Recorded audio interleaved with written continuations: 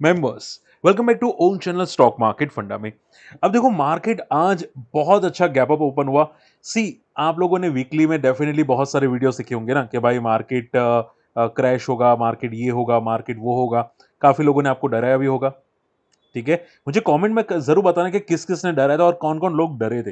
देखो, मैं आपको स्टार्टिंग से यही समझा रहा हूं कि मार्केट में ऑलरेडी ये सब न्यूज समझ में आ चुकी है। मार्केट को ज्यादा अभी पैनिक सिचुएशन नहीं है। आप क्रूड ऑयल देखोगे, वापस क्रूड ऑयल भी नीचे फॉल करता हुआ दिखाई दिया। तो हर चीज में पैनिक नहीं होता। ठीक है, और अगर मैं आपको सही नॉलेज प्रोवाइड कर रहा हूं ना, अगर मार्केट जो हम लोग डिस्कस करें वो दिख रहा है ना, तो ये क्लियर है कि भाई एटलीस्ट आप सही जगह पे आ रहे हो, समझ रहे हो मार्केट को। बात समझ में आ रही तो एटलीस्ट सपोर्ट के लिए वीडियो को लाइक कर देना। और मैं आज क्या हुआ प्रॉपर डिटेल में समझाऊंगा। बहुत सारी कंपनीज में न्यूज आ रही है, वो मैं आपको एक्सप्लेन करने की कोशिश करूंगा। ठीक है, चलिए स्टार्ट करें। ओके, सबसे पहली बात, अगर निफ्टी की बात करनी जाए, निफ्टी बहुत अच्छा गैप अप ओपन हुआ था आज। बहुत सारे लोग डर रहे थे कि सर क्या गैप डाउन ओपन होगा, और मैंने बैनर में ही बता दिया था कि भाई गैप डाउन ओपन नहीं होगा। ठीक है, आप देखोगे यहाँ पे बहुत अच्छा गैप अप ओपन हुआ। अब देखो मार्केट में हुआ क्या था, अगर आप ध्यान से देखोगे तो मार्केट फ्राइडे को नीचे क्लोज हुआ था और थर्सडे को बहुत ज्यादा ऊपर था, तो मार्केट इसके बीच में ओपन हुआ। तो पूरा का पूरा साइडवेज हो गया मार्केट। ठीक है ना। तो ये हमेशा आपको देखना चाहिए प्रीवियस रेजिस्टेंस कहां पे मार्केट का और प्रीवियस सपोर्ट कहां पे है। ये मार्केट को आपको देखना चाहिए। प्लस अगर आप 15 मिनट का चार्ट भी देखते हैं ना, तो ऊपर क्लियर कट यहाँ पे एक रेंज बना रहा था। देखो यहाँ पे, ये जैसे ही इसने रेंज तोड़ी ना, यहाँ पे देखो, यहाँ पे एक रेंज टूटी ना, उसके बाद मार्केट बहुत अच्छा नीचे गया। तो ये चीज भी आप फॉलो कर सकते हैं कि भाई मार्केट एक रेंज बना रहा था, रेंज टूटी, मार्केट फॉल करता हुआ दिखाई दिया। क्लियर, ऐसा भी लोग, काफी लोग ट्रेड करते हैं। क्लियर। तो अभी ये मार्केट एक साइडवेज जोन में है, ज्यादा घबराने की जरूरत अभी के लिए नहीं है। चलिए देखो, ध्यान से सुनो। अब मार्केट आज पॉजिटिव रीजन क्या था। बहुत से लोग बोलेंगे कि सर ट्रम्प का न्यूज था। नहीं, ट्रम्प का न्यूज नहीं था। पहले तो एशियन मार्केट ही पॉजिटिव था। ऐसा नहीं कि भाई हमारा रिलायंस पॉजिटिव था, आईटी पॉजिटिव था। पूरा का पूरा एशियन मार्केट पॉजिटिव था। यानी कि ऐसा नहीं कि सिर्फ इंडिया मार्केट में प्रॉब्लम नहीं है, एशियन मार्केट में भी नहीं है। प्लस आईटी कंपनीज में खरीदारी होती हुई दिखाई दी। ये बहुत अच्छी बात है कि आईटी कंपनीज में एंट्री बड़े प्लेयर्स की हो रही है। ठीक है। इसके अलावा रिलायंस की एजीएम जो थी, जो मैंने आपको बताया था कि एजीएम मुझे तो बहुत पॉजिटिव लगी एजीएम, कि भाई रिलायंस जियो का आईपीओ आने वाला है और उसका रेवेन्यू और ये अदर इनकम वो बैलेंस शीट में आने वाले रिजल्ट्स में दिखेगा। ठीक है। तो ये क्लियर पॉजिटिव स्टेटमेंट्स थे और उसकी वजह से रिलायंस जियो, रिलायंस इंडस्ट्रीज आज पॉजिटिव होता हुआ दिखाई दिया। ब्रोकरेजेस हाउस काफी पॉजिटिव थे। क्लियर। तो सी, देखो, हम लोग मान लो कि भाई एटलीस्ट कुछ न्यूज़ डिस्कस करते हैं, बट उसका इम्पैक्ट क्या आता है वो भी तो समझ में आना चाहिए। और मैं आपको वही समझाता हूँ कि भाई रिलायंस का ईजीएम बहुत पॉजिटिव निकला है। इसमें कुछ पैनिक सिचुएशन था भी नहीं। ठीक है, और आज वही मोमेंटम आती हुई दिखाई दी।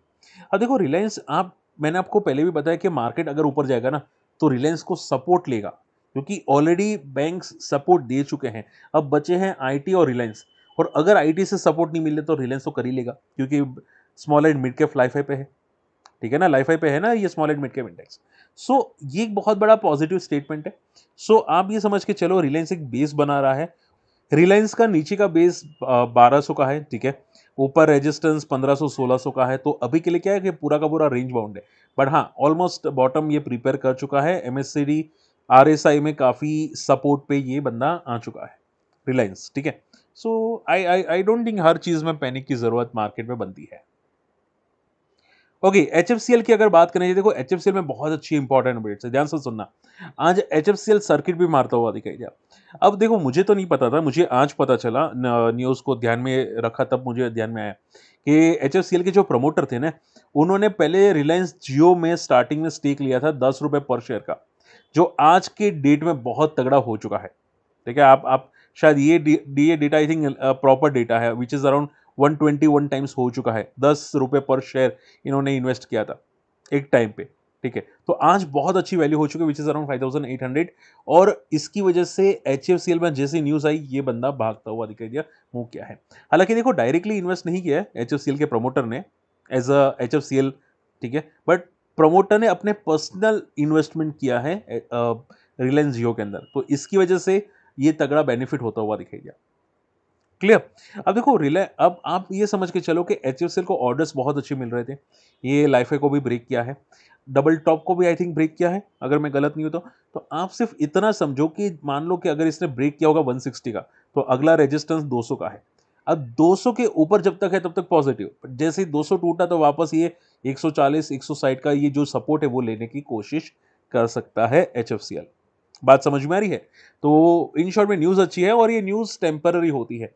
देखो कंपनी की बैलेंस शीट थोड़ी इंप्रूव करेगी, बट ये एक दो दिन रिएक्शन देगा ये न्यूज़ पे एचएफसीएल, फिर तो अपना बैलेंस शीट के हिसाब से मोमेंटम करेगा। आई बात समझ में? चलिए, किर्लोस्कर इंजन ऑयल आज बंदा 20% की सर्किट मारी। रीजन ये था कि एक बहुत बड़ी एआई कंपनी से इनको ऑर्डर मिला, जो डेटा सेंटर कंपनी है, और ऑर्डर जो मिला है इनका डीजल जनरेटर का काम है, पावर जनरेशन है। तो इनको बहुत तगड़ा ऑर्डर मिला अराउंड 192 मेगावाट का। तो किर्लोस्कर इंजन ऑयल आज इसकी वजह से सर्किट मारा था। अब देखो, जिनको नहीं पता है ना, ये स्टॉक पहले से चल रहा था, थोड़ा करके ये ऊपर ही जा रहा था, ऊपर ही जा रहा था। अब ये लोग ने न्यूज़ इंसर्ट कर दी, स्टॉक चला गया सर्किट पे। क्लियर? तो ये लोग जानबूझ के न्यूज़ बाद में इंसर्ट करते हैं। आपको चार्ट पैटर्न देखनी चाहिए। इसकी चार्ट पैटर्न बहुत स्ट्रांग थी, ठीक है? बहुत तोड़-फोड़ स्ट्रांग थी। तो ये जो नंबर्स आए ना, ये जो डेटा सेंटर की बात की है ना, अराउंड 192 मेगावाट की, ये बहुत बड़ी बात है और इसकी वजह से इनकी रिजल्ट्स बहुत तगड़े टर्न अराउंड आने वाले हैं। ठीक है? तो डेफिनिटली विन-विन कंपनी है किर्लोस्कर। कल देखते हैं गैप अप कितना ओपन होता है, कितना सस्टेन करता है।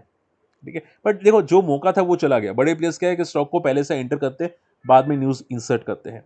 बड़े प्लेयर्स ने ऑलरेडी एंटर कर गया था अराउंड 900 से लेके 1000 के आसपास, और अब वो लोग न्यूज़ इंसर्ट कर रहे हैं। सो थोड़ा केयरफुल है ना, जा रहा है तब तक जा रहा है किर्लोस्कर इंजन ऑयल। देखो, आईडीबीआई बैंक में यहाँ पे एक न्यूज़ ये थी कि डिसइन्वेस्टमेंट की बात की गई थी, इसकी वजह से ये भाग रहा है, 2 दिन से इसी की वजह से भाग रहा है। पर देखो, ऐसी कंपनीज़ में हमेशा बोलता हूँ कि 2-3 दिन के लिए न्यूज़ आती है, मोमेंटम करते हैं और बाद में पूरी की पूरी मोमेंटम फेड आउट हो जाती है। पूरी की पूरी मोमेंटम सेम न्यूज़ पे फेड आउट हो जाती है। सो बहुत केयरफुल रहना पड़ेगा, टेम्पररी मूव करते हैं ऐसी न्यूज़ पे stocks. Okay, clean max enviro. अब देखो यहाँ पे ध्यान से सुनना, ये बंदा ऑल टाइम हाई पे है क्योंकि मेटा के साथ इसने पार्टनरशिप की है। मेटा यानी कि फेसबुक, इंस्टाग्राम जो है उसके साथ पार्टनरशिप की है। और पार्टनरशिप किसकी की है, देखो ध्यान से समझो। 837 मेगावाट का new solar and wind capacity बनाने वाली है राजस्थान एंड कर्नाटका के अंदर फॉर द मेटा के लिए। ये बहुत बड़ा प्रोजेक्ट है, इसकी वजह से ये बंदा क्लीन मैक्स जो है वो यहाँ पे ऑल टाइम हाई पे ट्रेड करा है। ठीक है? और अभी भी काफ़ी अच्छी मोमेंटम करता हुआ दिखाई दिया। एज़ अ डिस्क्लेमर मेरे पास है अभी, बट बहुत अच्छी मोमेंटम करता हुआ दिखाई दिया न्यूज़ पे। क्लियर? तो देखो, कंपनी ऐसी हमेशा याद रखो कि कंपनी अगर कोई मूव कर रही है ना, तो वो क्यों मूव कर रही है? न्यूज़ आपको बाद में पता चलेगी। ठीक है? और स्टॉक पहले से मोमेंटम करना स्टार्ट कर लेगा। तो हमेशा मैं बोलता हूँ चार्ट्स को पढ़ो। मैं आपको जो चार्ट सिखाता हूँ ना, वो चार्ट्स बहुत सारी चीज़ बोलते हैं। और काफ़ी लोग कन्फ्यूज़ होते हैं कि सर चार्ट्स कैसे पढ़े? पता कैसे चलता है? बहुत सारे जो स्टॉक्स होते हैं ना, जो लाइफ हाई पे आज मोमेंटम करते हैं या पिछले 5 दिन से लगातार पॉजिटिव मूव कर रहे हैं, उसकी लिस्ट निकालो। स्क्रीनर्स में आती है लिस्ट। स्क्रीनर्स नहीं बनाना आता तो स्क्रीनर बनाने की कोशिश करो। ठीक है ना? तो वहाँ पे स्क्रीन देखो, मेरे पास काफ़ी सारे स्क्रीनर्स हैं।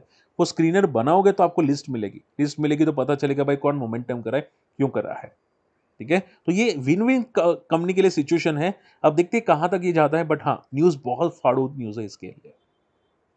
एंड देखो, अभी अदानी ग्रुप में भी आज बहुत अच्छी मूव थी। अभी ये 2 अदानी ग्रुप आज पॉजिटिव थे। Adani power, Adani green. अब न्यूज़ ये है कि भाई ये लोग फंड रेज़िंग करने वाले 15,000 करोड़ की कैपिटल की। और अदानी ग्रुप में एक और समझ में आया था न्यूज़ में कि अभी जो वेस्ट बंगाल है ना, उसमें बहुत तगड़े प्रोजेक्ट्स अदानी ग्रुप को मिलने वाले हैं। इंक्लूडिंग पावर सेक्टर से लेके जितने भी छोटे-मोटे प्रोजेक्ट्स हैं, वो सब मिलने वाले हैं।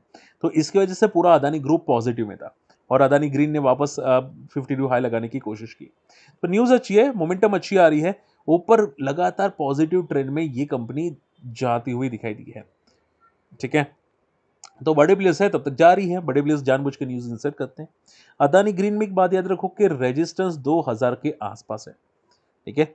और अगर मान लो ये रेंज ब्रेक की होगी 1200 के, तो अगला रेजिस्टेंस होगा 2000 का, जहाँ पे ये मे बी टेस्ट करने की कोशिश कर सकता है। क्लियर? चलिए, इसके अलावा स्टारलाइट टेक आज लोअर सर्किट मारी है। देखो, ये जो स्टरलाइट टेक लगातार भाग रहा था ना, अब डबल टॉप बनाने की कोशिश कर रहा है। सो केयरफुल जरूर रहना, क्योंकि डबल टॉप को ब्रेक तो कर गया था एचएफसीएल, लेकिन ये डबल टॉप को ट्रेड कर रहा है। ठीक है? तो थोड़ा कॉशियस रहने की कोशिश करना, क्योंकि अगर डबल टॉप पे सस्टेन नहीं करता तो वो वापस अपने पुराने लेवल पे आने की कोशिश करेगा। और जनरली ऐसे स्टॉक जो होते हैं ना, सर्किट टू सर्किट मोमेंटम करते हैं, वो बड़े प्लेयर्स जानबूझ के ज्यादा मैनिपुलेट करते हैं। आई बात समझ में? चलिए, and last not the least, Vedanta power. बहुत से लोगों की क्वेश्चन है, देखो सर पावर सर्किट में क्यों गया? देखो कल मेरे पास था, मैंने कल ही निकाल दिया था पावर। रीजन आप देखो कि यहाँ पे बड़े प्लेयर्स ये बोल रहे हैं कि भाई ये बहुत अट्रैक्टिव वैल्यूएशंस पे है, ठीक है, पूरा का पूरा रिस्ट्रक्चर हो रहा है। बट देखो मैं आपको बोलना चाहूंगा कि बहुत ही कम कंपनी से वेदांता की जो ऊपर अभी जा रही है, ठीक है, इसमें से एक सर्किट टू सर्किट जा रही है, बाकी थोड़ी सपोर्ट लेके बाउंस कर रही है। तो पहले एक दो दिन देखो कि क्या ये सस्टेन करती है कि नहीं वेदांता पावर। अगर आपको कोई कोई फोकस कर रहा है तो हमेशा याद रखो कि पहले देखो कि क्या सस्टेन करे कि नहीं। न्यूज़ के पीछे मत जाना, ठीक है, क्योंकि न्यूज़ वाले आपको ट्रैप करवा सकते हैं। आई बात समझ में? तो पहले एक दो दिन देखो कि क्या ये सस्टेन कर रहा है, क्या लाइफ को ब्रेक कर रहा है, क्या लिस्टिंग हाई को ब्रेक कर रहा है। अगर ये सब कर रहा है ना तो ये चीज़ें पॉजिटिव है वेदांता पावर के लिए। क्लियर? तो ऑल इन ऑल अभी के लिए तो वेदांता ग्रुप के लिए न्यूज़ अच्छी आ रही है जितने भी डीलिस्टिंग है।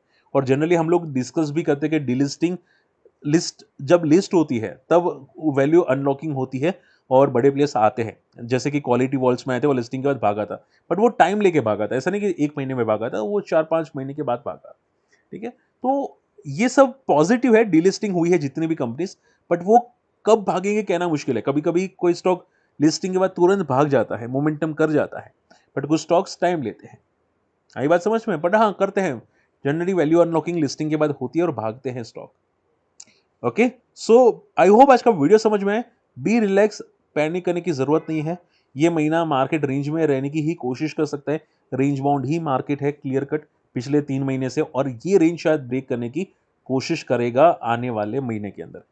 ठीक है, सो अभी रिलैक्स रहना। चलिए, होप आज का वीडियो पसंद है, वीडियो शेयर करना, चैनल सब्सक्राइब कर लेना। मिलते अगली वीडियो में, बाय।